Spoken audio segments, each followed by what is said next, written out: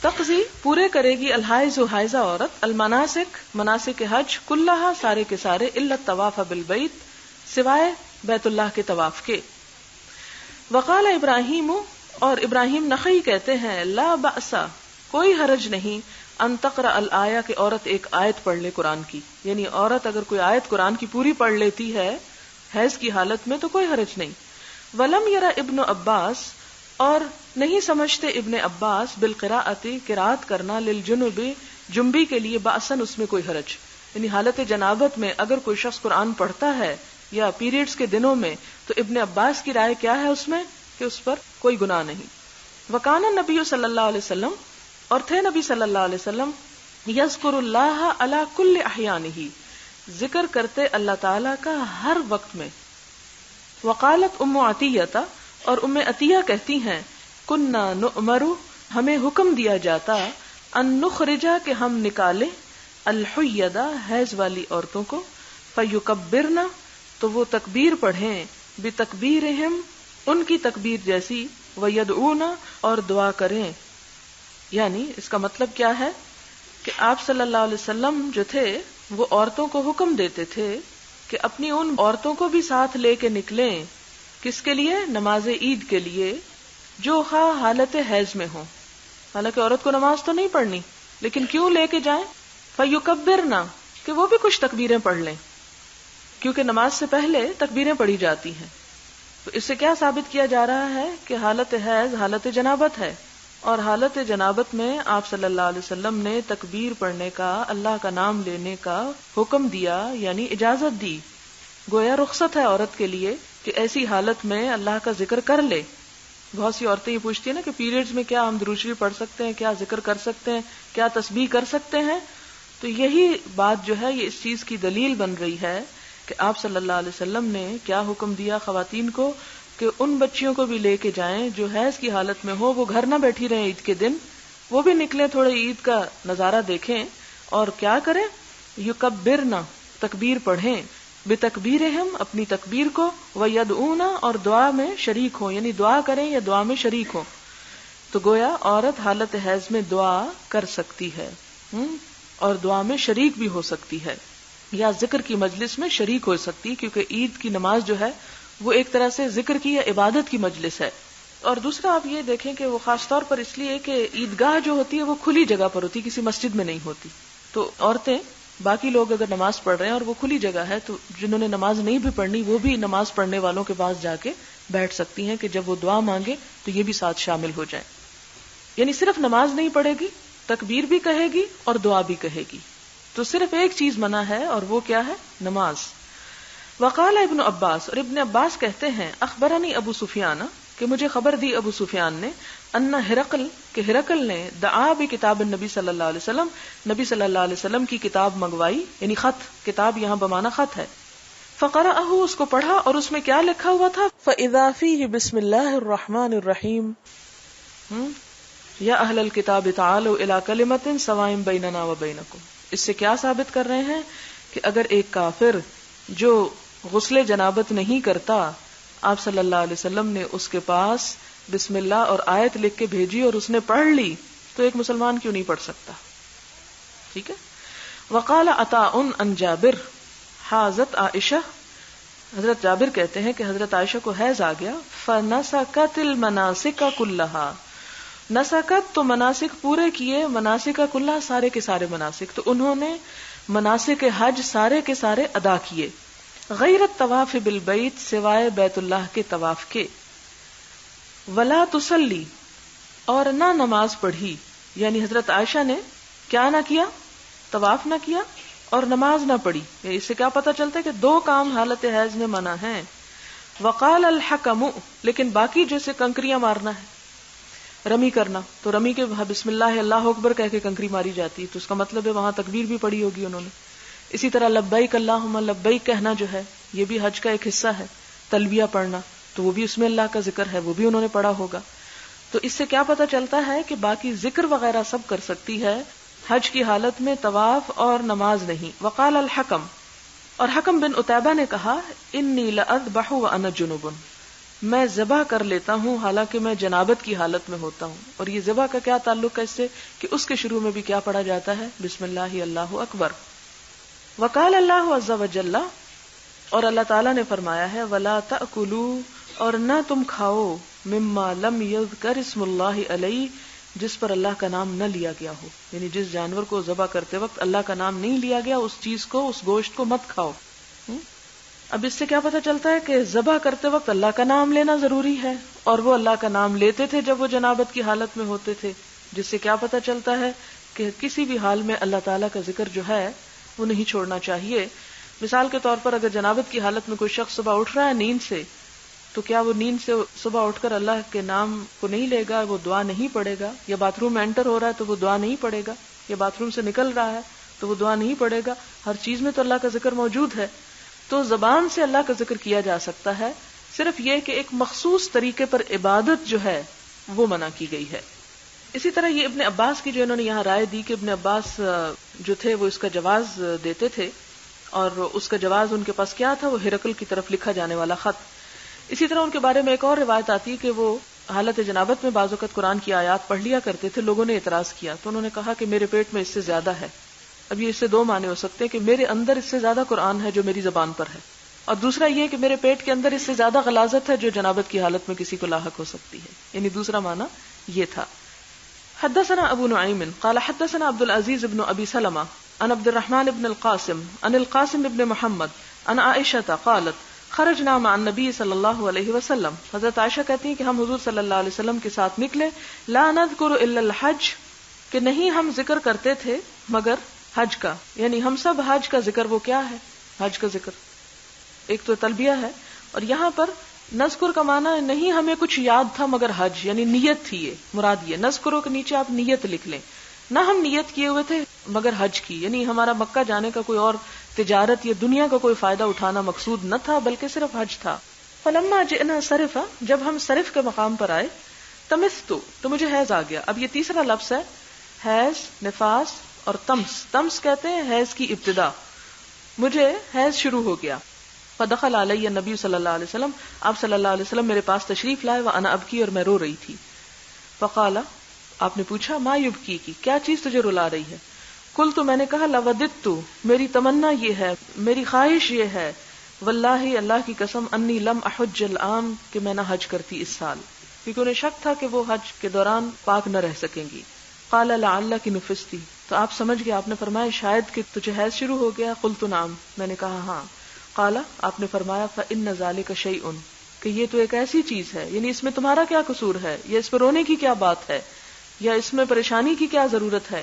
یہ تو ایک ایسی چیز ہے کہ اللہ تعالیٰ نے کتبہ اللہ علی بنات آدم، جسے آدم کی بیٹیوں پر لکھ دیا ہے، یعنی ان کے اوپر ایک ذمہ داری ڈالی ہے، وہ اس ذمہ داری کو پورا کر رہی ہیں، ان کا اس میں کیا گناہ.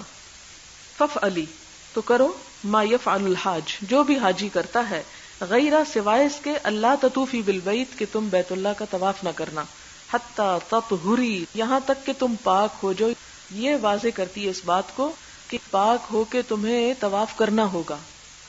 اس سے کیا پتہ چلتا ہے کہ حج مکمل نہیں ہوتا جب تک کہ دو کام نہ کیے جائیں، ایک عرفہ میں حاضری، عرفات میں، اور دوسری طواف افاضہ.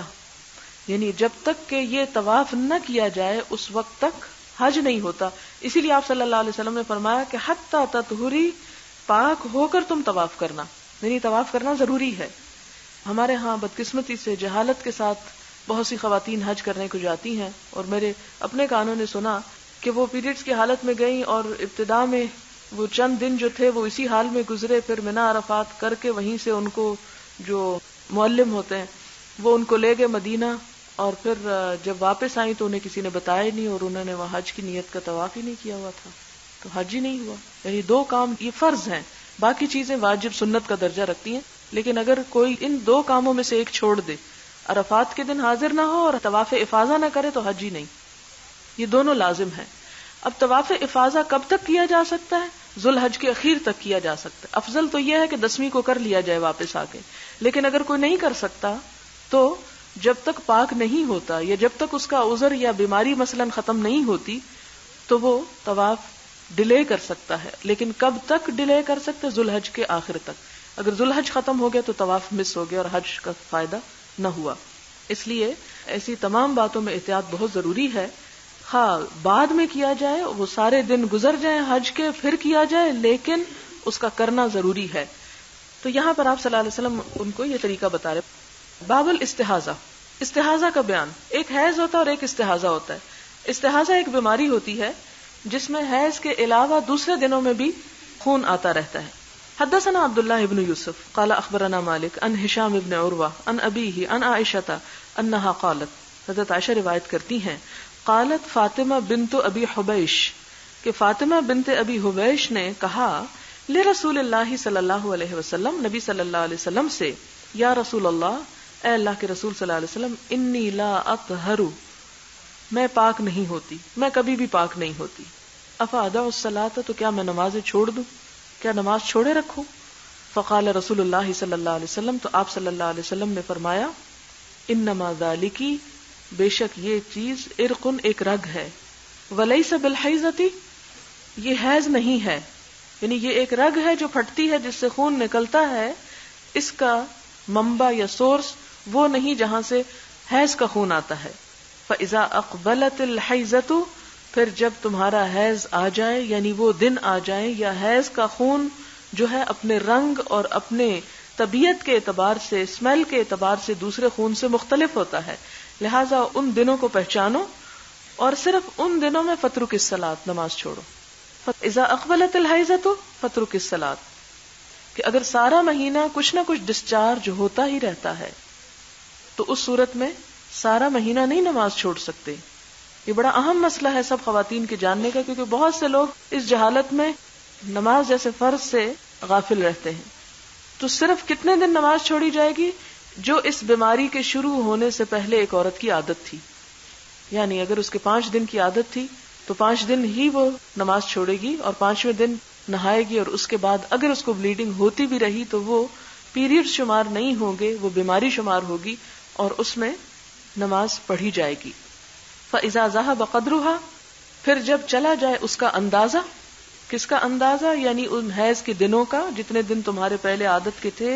فَغْسِلِي عَنْكِ الدَّمَ، تو اپنا خون دھو لو، وصلی، اور نماز پڑھ لو. تو وغسلی عن کا دم کا کیا مطلب ہے؟ کہ نماز پڑھنے سے پہلے اپنا خون صاف کر لو، یعنی نیا پیڈ رکھ لو، یا یہ کہ نئی طرح طہارت حاصل کر کے پھر اپنی نماز شروع کر لو.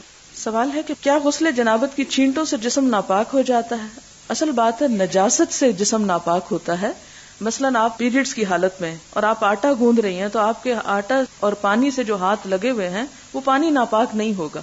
لیکن اگر آپ کے ہاتھ پہ کوئی نجاست لگی ہوئی ہے اور نجاست والا ہاتھ آپ پانی میں ڈال دیتی ہیں تو پانی ناپاک ہو جائے گا. اگر عورت احتلام میں منی دیکھے تو کیا تب بھی نہائے یا نہ نہائے؟ دیکھیں کہ واضح حدیث ہے کہ اذا رأت الماء، یعنی اگر صرف خواب دیکھی ہے اور کوئی ڈسچارج نہیں ہوا تو ایسی صورت میں نہانے کی ضرورت نہیں. حدیث میں آتا ہے کہ اگر وہ ڈسچارج یا پانی دیکھتی ہے تو پھر وہ نہائے گی. بعض اوقات یہ ہوتا ہے کہ عشاء کی نماز پڑھ کر استغفار پڑھتے ہوئے سو جاتے ہیں تو خواب میں نہایت ہی فضول گندا خواب آ جاتا ہے، تو کیا اس صورت میں بھی نہانا پڑے گا؟ اب تک تو نہیں نہاتے، کیونکہ دل میں یہ ہوتا ہے کہ رات تو ہماری نیت صاف تھی. اس کا نیت سے کوئی تعلق نہیں، چونکہ یہ چیزیں اللہ تعالیٰ نے انسان کے ساتھ رکھی ہیں. اس لیے اگر کوئی ایسی چیز خواب میں نظر آ جاتی ہے اور آپ اٹھنے کے بعد اگر اپنے جسم پر تری محسوس کرتے ہیں، اپنے کپڑوں کو گیلا محسوس کرتے ہیں، تو پھر آپ نہا لیجیے. اور اگر کپڑے گیلے نہیں ہوئے تو اس صورت میں آپ کو نہانے کی ضرورت نہیں ہے، صرف استنجا کر کے وضو کر لینا کافی ہوگا. جیسا کہ حضور کا بیان ہے کہ مومن کبھی نجس نہیں ہوتا، کیا اس کا مطلب یہ کہ کافر نجس ہوتے ہیں؟ جو قرآن پاک میں آتا ہے کہ انما المشرکون نجس. کیا وہ ہمارے مذہبی جماعتوں جگہوں میں نہیں آ سکتے؟ نہیں، حضور صلی اللہ علیہ وسلم کے طرز عمل سے پتہ چلتا ہے کہ وہ آ سکتے ہیں. وہ نجاست حکمی نجاست ہے، مراد عقیدے کی نجاست ہے، جسم کی نجاست نہیں. اس سے مراد یہ نہیں کہ آپ کسی عیسائی سے ہاتھ نہیں ملا سکتے کہ یہ ناپاک ہیں. اسی تصور سے تو معاملہ گڑبڑ ہوا اور لوگوں نے کہا کہ ہمارے گھر میں کرسچن عورت روٹی پکاتی ہے اور قرآن میں تو لکھا ہے مشرک نجس ہیں، یہ کافر، تو کیا وہ نہ پکائے؟ نہیں، ایسی کوئی بات نہیں. آپ دیکھتے ہیں کہ حضرت عمر رضی اللہ تعالیٰ عنہ نے نصرانی عورت کے گھر سے کیا کیا تھا؟ وضو کیا تھا پانی لے کر. تو اگر وہ نجس ہیں اور ان کا پانی بھی نجس تو وضو تو نہ ہوا. تو وہ نجاست کون سی ہے؟ حکمی نجاست ہے، یعنی فزیکل نہیں ہے، صرف تھیوریٹیکل ہے ایک طرح سے. ہم حدیث میں حضور صلی اللہ علیہ وسلم کی زندگی کے تمام پہلوؤں کے بارے میں علم حاصل کر رہے ہیں. یقیناً وہ ایک مکمل نیچرل زندگی گزارتے تھے. کیا ان سب باتوں کے جاننے کے بعد ان لوگوں کے خیالات کی نفی نہیں ہو جاتی جو کہتے ہیں کہ حضور صلی اللہ علیہ وسلم انسان نہیں بلکہ نور تھے؟ آپ خود فیصلہ کر سکتے ہیں. مجھ سے کیوں فتویٰ لیتے ہیں کہ آپ باہر جا کے کوٹ کریں کہ جی وہ فلاں کہہ رہی تھی کہ وہ کیا تھے اور کیا نہ تھے. بات یہ ہے کہ ہمیں کسی کو غلط یا درست ثابت نہیں کرنا. ہمیں یہ دیکھنا ہے کہ ہمیں کیا کرنا ہے. اور حضور صلی اللہ علیہ وسلم اگر ہمارے لیے بہترین نمونہ ہے تو وہ اسی صورت میں ہو سکتے ہیں جبکہ وہ ایک انسانوں جیسی زندگی بسر کرتے. اگر فرشتوں جیسی کرنی تھی تو پھر ہمارے لیے تو وہ نمونہ نہیں ہو سکتے, کیونکہ فرشتے نور سے بنے نا. مشکل یہیں سے شروع ہوئی جب بہت غلو بڑھا اور حضور صلی اللہ علیہ وسلم کا مقام ایسا بنا دیا گیا تو پھر ہم نے صرف ان کو عقیدت ہی کی نظر سے دیکھا, ایک نمونہ جو اللہ تعالیٰ نے بہترین بنایا تھا اس نظر سے نہ دیکھا, جس کے نتیجے میں اس طرح کی احادیث جو اب آپ نے پڑھی اس سے بہت سے لوگ کہ یہ تو اس طرح کی باتیں اس میں دیکھیں, یہ حدیث ہے, یہ تو آپ کے احترام کے خلاف ہے. اگر آپ ان کو ایک بہترین انسان کی شکل میں دیکھتے ہیں تو یہ سب چیزیں ایک نیچرل وے میں آپ پڑھ سکتے ہیں. پھر آپ کے اندر کوئی ملال نہیں آئے گا یا حضور صلی اللہ علیہ وسلم کے درجے میں کوئی کمی نہیں, بلکہ عقیدت اور بڑھے گی کہ کتنا احسان ہے ہم پر کہ اپنی ذاتی زندگی کی قربانی دے کے ہمیں ہر پہلو سمجھا دیا. لیکن مجھے اطلاع ملتی رہتی ہے بعض اوقات کے لوگ اس مجلس جو امانت کی مجلس ہے یہاں سے اٹھ کے باہر جا کے تو بعض اوقات اس قسم کی باتیں کرتے ہیں کہ جی دیکھیں کیا کچھ پڑھایا جا رہا ہے حدیث میں, اس طرح کی بے حیائی کی باتیں مثلا. تو بات یہ ہے کہ یہ آپ مجھ پہ بات نہ کریں, آپ یہ دیکھیں کہ یہ کس نے دین بھیجا ہے اور کس کی طرف سے یہ سب کچھ آیا ہے اور یہ سب کچھ کس لیے آیا ہے. اور اس میں اگر آپ کو کوئی اعتراض ہے تو وہ اعتراض مجھ سے نہیں ہے, اللہ اور اس کے رسول سے ہے. اور پھر سوچ لیں کہ اللہ اور اس کے رسول صلی اللہ علیہ وسلم پر اعتراض کرنے کا معنی کیا ہے اور اس کا جواب آپ اپنے لیے بھی سوچ رکھیں. اور اگر آپ کو کوئی چیز ایسی ناگوار لگتی ہے یا میرے الفاظ میں کوئی ایسی غلطی ہے تو پلیز وہ مجھے ہی کو بتایا کریں, باہر ڈسکس کرنے سے فائدہ کچھ نہیں ہوگا. اگر غسل جنابت سے پہلے مہندی لگی ہوئی ہو اور پھر غسل کیا جائے تو غسل ہو جائے گا, اس سے پاکی میں فرق تو نہیں آئے گا؟ کوئی فرق نہیں آئے گا. ان کو شاید خیال اس لیے آیا کہ مہندی سے بالوں میں کلر آ جاتا ہے اور ان کا خیال ہے کہ بال ناپاکی کی حالت میں اگر ڈائے ہو جاتے ہیں تو کیا پھر وہ دھلنے سے پاک ہو جاتے ہیں. یہ جو کلر ہے وہ پانی کو مانے نہیں, یعنی پانی میں رکاوٹ نہیں ڈالتا, اس لیے اس سے کچھ فرق نہیں پڑتا. بلا وجہ خارج ہونے والی تری مزی کہلاتی ہے؟ نہیں, بلا وجہ نہیں. کیا عورتوں کی یہ تری لیکوریا کہلاتی ہے؟ نہیں, لیکوریا ایک بیماری کا نام ہے. بیماری کی کوئی سبب یا ریزن ہو سکتی ہے, لیکن جو مزی ہے وہ اس سے مختلف چیز ہے. مزی عموماً شہوانی خیالات سے ہوتی ہے. یہ اب مجھے بہت واضح کرنا پڑا کیونکہ بہت سے سوال اسی قسم کے ہیں اور میں سمجھتی ہوں اس مشکل کو کہ کسی سے بھی پوچھ نہیں سکتے اور پھر ہر وقت کنفیوژن, اور اگر گلٹی کانشیس موجود ہے کہ پتہ نہیں اب نہانا چاہیے تھا اور نہائے بغیر نماز پڑھ رہے ہیں, نماز ہوئی یا نہیں. اس لیے چونکہ دین کی بات کو واضح کرنے میں اگر اس طرح کے اوٹ رہ جائے تو شاید مسئلہ پھر واضح نہ ہو.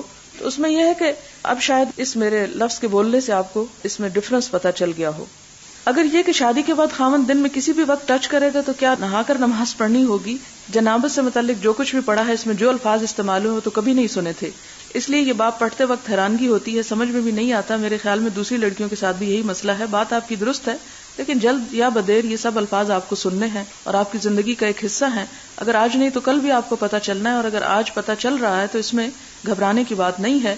ہر شخص کی زندگی میں وہ مرحلہ آتا ہے جب ایک دن اس کے لیے یہ سب باتیں نئی ہوتی ہیں اور اس کو پتہ چلتی ہیں, اور عموماً اگر پتہ چلتے وقت صحیح طور پر اس میں تعلیم نہ ہو تو انسان کا بہت سی غلط طریقوں یا چیزوں میں پڑنے کا احتمال ہوتا ہے. اس لیے اگر ابھی سمجھنے کی ضرورت نہ محسوس کریں, لیکن شادی سے پہلے کم از کم ضرور ان کو سمجھ لیں تاکہ آپ اپنے دین کے جو فرائض ہیں ان کی ادائیگی بہتر طور پر کر سکیں. کیا آج کل جو کیمیکل ڈائی بالوں پر لگایا جاتا ہے اس سے غسل صحیح ہو جاتا ہے؟ کیونکہ یہ ہیئر ڈائی بھی بالوں پر ایک کوٹنگ کر دیتا ہے. اس میں یہ ہے کہ مجھے نہیں معلوم کہ وہ کوٹنگ کس حد تک ہوتی ہے. اگر وہ صرف رنگ ہے, پانی کو اندر جانے میں منع نہیں کرتا یہ رنگ, تو اس صورت میں تو اجازت ہے. دوسری بات یہ کہ اگر وہ کوٹنگ اس نے کی بھی ہے اور صرف بالوں کی حد تک ہے تو کوئی حرج نہیں. اصل چیز ہے بالوں کی جڑوں کا اور سکن کا گیلا ہونا. اگر وہ گیلی ہو جاتی ہیں تو ڈائی سے فرق نہیں پڑے گا, لیکن اگر وہ گیلی نہیں ہوتی اور سر کے اوپر کچھ اس طرح کا پینٹ وغیرہ لگ گیا ہے, مجھے نہیں معلوم کیونکہ میں نے کبھی استعمال نہیں کیا کہ یہ کلرز جو ہیں یہ پینٹ کی نوعیت رکھتے ہیں یا صرف رنگ کی رکھتے ہیں. اگر رنگ ہے تو کوئی بات نہیں, لیکن اگر پینٹ ہے تو اس صورت میں اگر سکن کو ٹچ کر گیا تو اس کے نیچے پانی نہیں جائے گا تو پھر وضو یا غسل نہیں ہوگا. جب ہم پر غسل واجب نہ ہو لیکن ویسے ہی جو ہم نارمل روٹین کا نہاتے ہیں لیکن اس میں بال گیلے نہیں کرتے, یعنی سر نہیں دھوتے مراد ہے, اگر اس غسل میں ہم وضو کے اعضاء ترتیب سے دھوئیں اور بال خشک ہی رہیں تو کیا اس کے بعد دوبارہ وضو کرنا ہوگا؟ نہیں, وضو دوبارہ نہیں کرنا ہوگا. اگر آپ نے مسح کیا اور اگر بالکل ہی سر کو ٹچ نہیں کیا تو پھر وضو نہیں ہوگا، کیونکہ وضو میں سر کا مسح فرض ہے، اس کا قرآن میں ذکر ہے۔ کیا جنبی خاتون غسل سے پہلے بچے کو دودھ پلا سکتی ہے؟ پلا تو سکتی ہے، لیکن نہیں پلانا چاہیے۔ اگر بہت مشقت ہو تو پھر اور بات ہے، کیونکہ پاک اور ناپاک جسم کے اثرات مختلف ہوتے ہیں، اور صحابیات اس بات کا بہت اہتمام کرتی تھیں کہ دودھ پلانے سے پہلے اپنے آپ کو پاک کر لیا کرتی تھی۔ لیکن اگر کوئی بھی صورت ممکن نہ ہو اور بچہ چیخ چلا رہا اور کچھ اور کھا نہ سکتا ہو یا بیمار ہو یا کوئی ایسی بات ہو تو پھر آپ پلا سکتی ہیں، لیکن اگر آپ کوشش کریں تو آپ کامیاب ہو سکتی ہیں، کیونکہ میں خود اس میں کامیاب ہوئی ہوں پورے 2 سال دودھ پلانے کے باوجود۔ کیونکہ جب آپ کو یہ بات عزیز ہو کہ آپ کا بچہ ایک اچھا صالح تربیت یافتہ دین سے محبت رکھنے والا ہو تو پھر آپ اپنے لیے کچھ قربانیاں کر لیتے ہیں، اور جب آپ نیت کر لیتے ہیں تو اللہ تعالیٰ کامیابی بھی ضرور دیتے ہیں اور بچوں کو بھی بڑا حوصلہ دے دیتے ہیں۔ لیکن حرام نہیں ہے، افضل ہے کہ ایسا نہ کیا جائے۔ اسی طرح یہ سوال پھر آیا ہے کہ if it is not a waste of time, could you please repeat the difference between money and mazi? I am not clear about them. اس میں آپ دیکھیں کہ منی وہ مادہ ہے جس سے انسان بنتا ہے، جس سے انسان کی تخلیق ہوتی ہے۔ دوسری بات یہ کہ منی کا اخراج جو ہے وہ دفق کے ساتھ ہوتا ہے، مما ان دافق کا لفظ قرآن پاک میں آتا ہے، لیکن مزی جو ہے وہ عام رطوبت ہے۔ عام رطوبت ایک لیکوریا ہے اور ایک مزی ہے۔ لیکوریا جو ہے یا عام جو نارمل ڈسچارج ہوتا ہے وہ بغیر انسان کو احساس ہوئے یا کھانے پینے کی کمی بیشی یا کسی بھی اور وجہ سے ہو سکتا ہے، جس طرح اور سیکریشنز جسم سے ہوتی رہتی ہیں، تو لیکوریا یا اس قسم کی جو ڈسچارج ہے، جو نارمل واٹری ڈسچارج ہے، وہ اس طرح ہوتا ہے۔ لیکن مزی جو ہے وہ اس وقت ہوتا ہے جب انسان پر کسی شہوانی خیال کا غلبہ ہو اور انسان ایک خاص قسم کے جسم کے اندر تحریک محسوس کرے اور اس سے پانی نکل آئے۔ لیکن اس پانی کے نکلنے سے، یعنی جسم میں شہوانی تحریک کے بعد صرف پانی نکلنے سے غسل واجب نہیں ہوتا۔ غسل جو ہے وہ انٹر کورس کے بعد واجب ہوتا ہے، اور اس مادے کے نکلنے کے بعد جو تھک بھی ہوتا ہے اور عام پانیوں سے مختلف ہوتا ہے۔ امید ہے اب سمجھ آ گئی ہوگی۔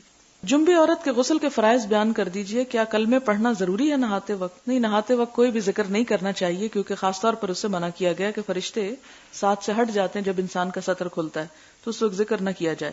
اس میں فرض میں جو بنیادی باتیں آتی ہیں وہ یہ ہے کہ اگر وضو نہ بھی کرے انسان تو کلی اور ناک میں پانی ڈالنا ضروری ہے، اور کلی کرنے میں بھی خاص طور پر یہ خیال رکھیں کہ اگر دانتوں میں کوئی چیز پھنسی ہوئی ہے تو اس کو بھی صاف کر لیں تاکہ پانی اچھی طرح منہ سے گزر جائے، اور اسی طرح ناک کو بھی اچھی طرح۔ باقی یہ کہ استنجا وغیرہ کر کے ساری نجاست اتار لی جائے اور پورے جسم پر پانی پہنچایا جائے۔ پورے جسم پر پانی پہنچانا یا پورے جسم تک پانی پہنچانا کہ بالوں کے تمام جڑیں جو ہیں وہ بھی بھیگ جائیں، یہ نہایت ضروری۔ یعنی 2 ہی فرض بنتے ہیں، ایک تو پورے جسم پہ پانی پہنچانا اور دوسرا کلی اور ناک میں پانی ڈالنا۔ اسی طرح یہاں پر کسی نے پوچھا ہے کہ I wanted to ask you about the PV per vaginal examination that is done by doctors. I know if it is performed it will break wuzu. نہیں، اگر آپ گلوز پہن کے کر رہے ہیں ایگزامینیشن تو آپ کا وضو نہیں ٹوٹے گا۔ وضو اس وقت ٹوٹتا ہے جب بغیر کسی آڑ کے اس حصے کو ہاتھ لگایا جائے۔ اگر کپڑے یا گلو یا کسی ایسی چیز کے ساتھ لگایا جاتا ہے تو آپ کی وضو پہ کوئی حرج نہیں پڑے گا۔ But with the patient have to take bath غسل آفٹر اٹ، نہیں، پیشنٹ کو وضو کرنا پڑے گا، اسے بات نہیں لینا پڑے گا۔ Can she have this examination during fasting? جی ہاں، روزوں میں بھی پیشنٹ یہ ایگزامینیشن کروا سکتی ہے۔ اس میں روزہ توڑنے کی ضرورت نہیں ہے یا چھوڑنے کی ضرورت نہیں ہے، کیونکہ روزے جس چیز سے ٹوٹتا ہے وہ یہ ہے کہ حلق کے اندر سے بطن میں کوئی چیز جائے، اس وقت روزہ ٹوٹتا ہے۔ بطن کے علاوہ اگر جیسے آپ کان میں تیل ڈال لیتے ہیں یا سرما لگا لیتے ہیں تو اس صورت میں، یا بعض اوقات وہ جو سانس کے لیے انہیلر وہ اگر آپ لیتے ہیں تو وہ انہیلر پیٹ میں اگر جاتا ہے تو پھر تو روزہ نہیں رہے گا، لیکن اگر وہ صرف لنگز میں جاتا ہے تو اس صورت میں اس کی اجازت ملتی۔ اسی طرح ویکسینیشن جو ہے، چونکہ وہ پیٹ میں نہیں جاتی اس لیے ٹیکا وغیرہ بھی لگایا جا سکتا ہے۔ ہاں، وہ جس سے انرجی ملتی ہو طاقت کے وہ نہیں لگایا جا سکتے، بغرض علاج اس طرح کی چیز کی جا سکتی، کیونکہ آپ نے روزے کی حالت میں پچنے لگوائے، تو پچنے بھی کیا ہے، ایک طرح سے انجیکشن ہے ایک طرح کا۔ حدیث 203 میں ہے، اگر حضور صلی اللہ علیہ وسلم نے یہ بات بتا دی تھی کہ حیض ہمیشہ سے عورتوں کے ساتھ تھا تو حضرت عائشہ اور حضرت ابن مسعود نے آپ کے خلاف کیوں ایک بات کہہ ڈالی؟ خلاف نہیں کی، بات یہ ہے کہ کسی بھی علم کے بارے میں مختلف آراء ہو سکتی ہیں۔ آپ صلی اللہ علیہ وسلم نے جب ایک بات فرمائی تو ہو سکتا ہے کہ حضرت عائشہ اس وقت موجود نہ ہوں، کیونکہ حضرت ابو ہریرہ بعض اوقات حدیث بیان کرتے تھے، میں پہلے بھی آپ کو بتا چکی ہوں تو حضرت عائشہ اعتراض کرتی ہے ابو ہریرہ تم نے کہاں سے سن لی؟ جیلس بھی ہو جاتا نا انسان کہ تم مجھ سے زیادہ حدیث بیان کر رہے ہو, میں ان کی اہلیہ تھی.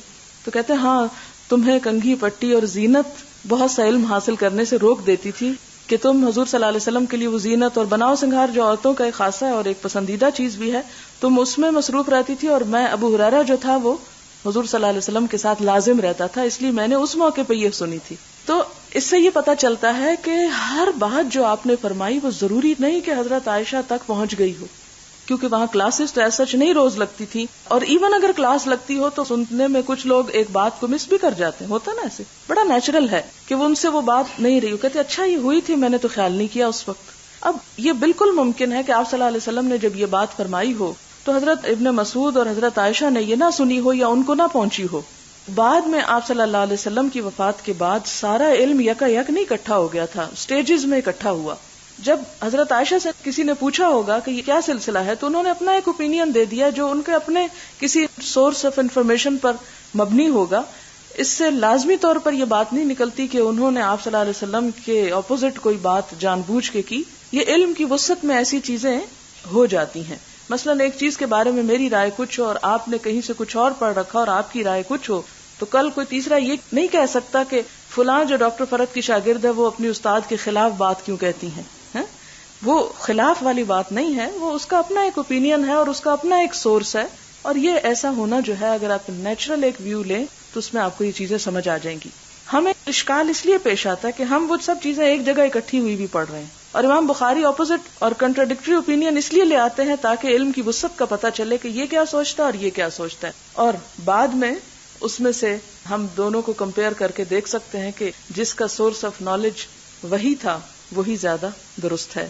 اور یہ بات بھی پتہ چلتی ہے کہ جب حضور صلی اللہ علیہ وسلم اور کسی انسان کی رائے کے درمیان ہمیں کوئی چیز چوز کرنی ہو تو کیا کریں, آپ کی بات کو لے لیں اور باقی کی چھوڑ دیں, خواہ وہ آپ کی زوجہ محترمہ ہی کیوں نہ ہو.